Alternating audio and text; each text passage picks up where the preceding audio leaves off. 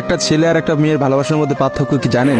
একটা মেয়ে একটা ছেলেকে পাগলের মতো ততক্ষণ পর্যন্ত ভালোবাসে যতক্ষণ পর্যন্ত না সেই মেয়েটা ওই ছেলেটার থেকে ভালো কাউকে পায়। আর একটা ছেলে যখন একটা মেয়েকে ভালোবাসে, তাকে যদি পৃথিবীর সব থেকে সুন্দর মেয়েটাকেও এনে দেওয়া হয়, তবু ওই ছেলেটা তার সেই ভালোবাসার মানুষটাকেই চয়েস করবে। এটাই হচ্ছে একটা ছেলে আর একটা মেয়ের ভালোবাসার মধ্যে পার্থক্য।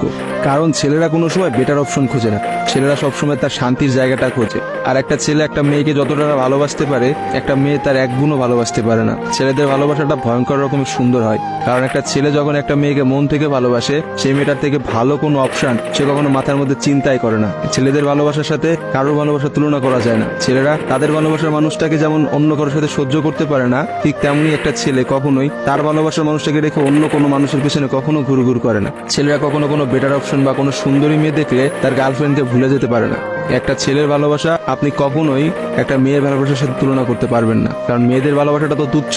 তারা একটু ভালো অপশন পাইলে, তারা একটু ভালো কাউকে পাইলে, বাইরে যেখানে দেখবে যে টাকা পয়সা আছে এমন কোনো জায়গা পেলে মেয়েরা সেখানেই ছুটে। তারা তাদের ভালোবাসার সম্পর্কটাকে ভুলে যেতে কোনো সময়ই নেয় না। একটা মেয়ে যত সহজে একটা ভালোবাসার সম্পর্ক ভুলে যায়, একটা ছেলে কিন্তু অত সহজে তার ভালোবাসার সম্পর্কটাকে ভুলতে পারে না। আপনি একটা জিনিস খেয়াল করে দেখেন তো, রাস্তার মোড়ে মোড়ে কতগুলা পাগল ঘুরে বেড়ায়। যে পাগলগুলোর মধ্যে ছেলেরা বেশি না মেয়েরা বেশি?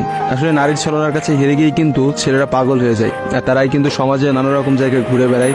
রাস্তাঘাটে দেখা যায়, বাজারে দেখা যায়, হাটে দেখা যায়, তাদের আসলে সব জায়গায় দেখা যায়। আর কয়টা মেয়েরে আপনি দেখছেন পাগল হইতে পারে? ভালোবাসা বিচ্ছেদের পর একটা ছেলে নিজেকে কোনোভাবেই ঘুরিয়ে নিতে পারে না, অথচ একটা মেয়ে কিন্তু খুব সহজেই তার নিজেকে ঘুরিয়ে নিতে পারে। একটা মেয়ে কিন্তু নতুন একটা সংসারে যায়, নতুন মানুষকে পায় এবং সে সবকিছু ভুলে যেতে পারে।